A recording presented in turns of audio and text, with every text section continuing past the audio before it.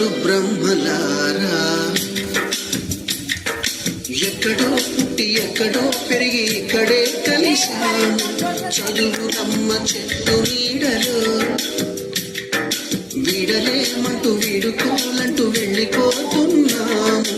చిలిపి తనకు చివరి మలుపులో We miss all the fun.